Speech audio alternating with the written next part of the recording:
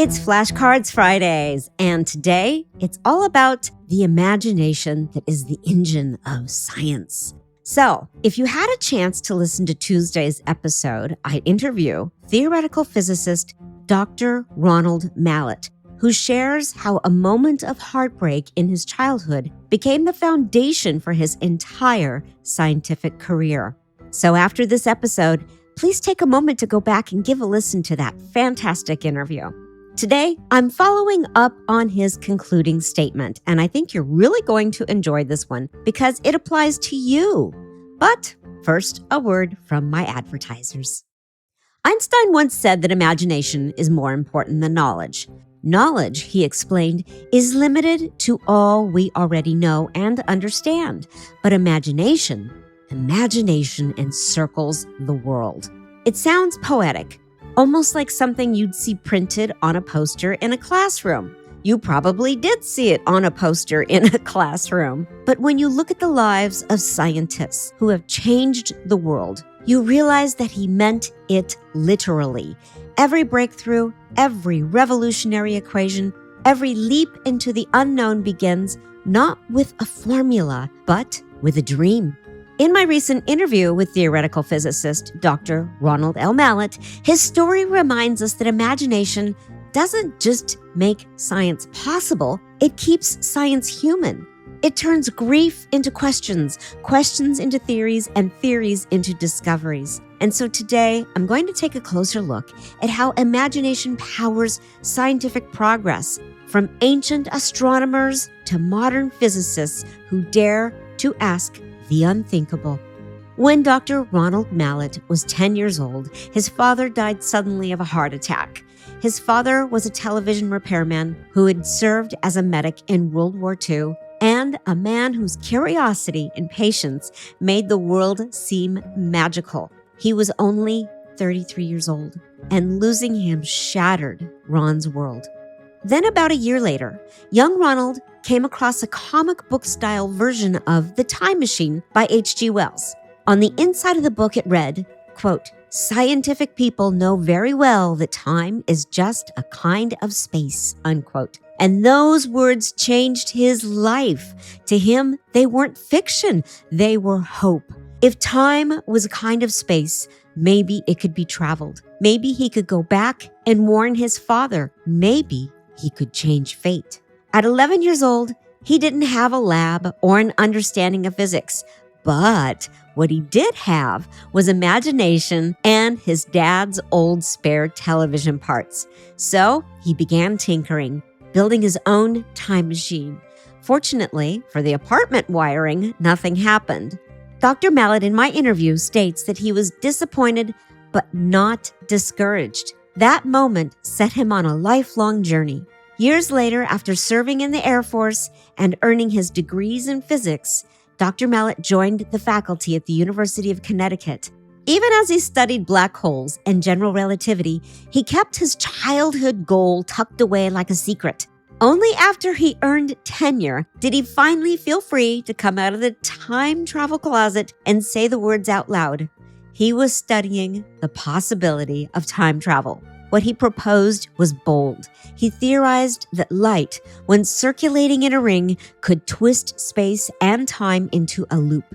If gravity can bend time and light can create gravity, then light itself could, in theory, bend time. He had turned grief into geometry and longing into equations. Dr. Mallett's story is proof that imagination is not the opposite of science. It's the spark that lights it. Dr. Mallett stands among the giants in the science community because his creative courage connected him to an unbroken chain of dreamers throughout history, scientists who saw possibility before proof.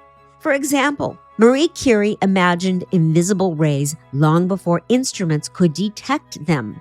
Her faith in the unseen led her to discover radium and polonium, unlocking the study of radioactivity and transforming medicine forever. Johannes Kepler, he imagined that the universe followed a divine mathematical harmony. His belief that geometry shaped the cosmos drove him to spend years calculating planetary orbits until he realized they weren't perfect circles, but ellipses. That revelation rewrote astronomy. Then there was Albert Einstein, a theorist of imagination itself. Long before he had proof, Einstein visualized himself chasing a beam of light through space. That mental picture, created from pure imagination, became the seed for the theory of relativity and the foundation of modern physics. Each of these scientists, like Dr. Mallett, used imagination as an experimental tool. They didn't wait for data to reveal the truth. They envisioned it and then went looking for evidence. They remind us that creativity and reason are not rivals. They are partners in discovery. Dr. Mallett turned grief into theory. Marie Curie turned curiosity into chemistry.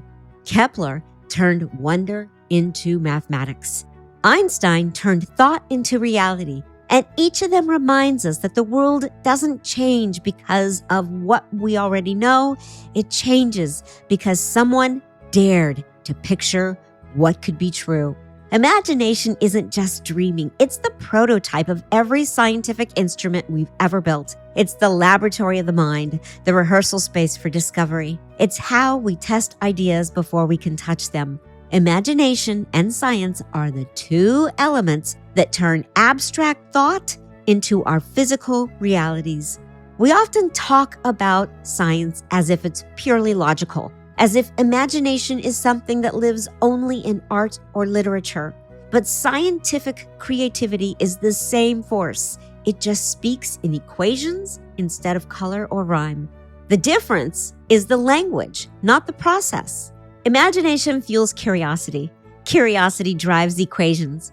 Questions lead to experiments, and experiments, when guided by disciplined wonder, uncover truth. That's what makes Dr. Mallett's journey so powerful.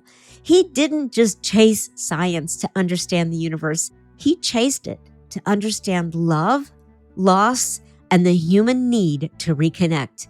His work reminds us that emotion is not the enemy of reason. It is often the purpose we start reasoning at all. Every breakthrough starts with the sentence, what if? What if atoms aren't indivisible? What if disease spreads invisibly through the air? What if time can curve? And every what if is an act of imagination. If knowledge is a map, imagination is the compass.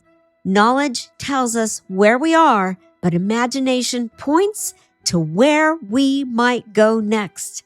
So what are our final takeaways? Well, 1, imagination turns emotion into discovery. Dr. Mallett's story shows how grief can evolve into a scientific quest that expands our understanding of time and space. 2, history's greatest scientists were also dreamers. Marie Curie, Johannes Kepler, and Albert Einstein, and Dr. Ronald Mallett. They each used imagination as a tool for uncovering truth, proving creativity is central to science. And finally, our third takeaway, our third flashcard, wonder is the first step toward knowledge. Every theory begins with what if? And it's that question that drives science forward, turning ideas into reality. So as you go about your day, take a moment to notice your own flashes of imagination, the what if that crosses your mind and then drifts away. And before it drifts away, write it down, sketch it, explore it, because you never know which one might become the next great question. The future of science will always depend on precision, data, and careful reasoning, but it will also depend on wonder, because wonder keeps us asking, and imagination gives us permission to begin. Thank you for listening to this episode of Flashcards Friday at Math, Science, History. And until next time, carpe diem.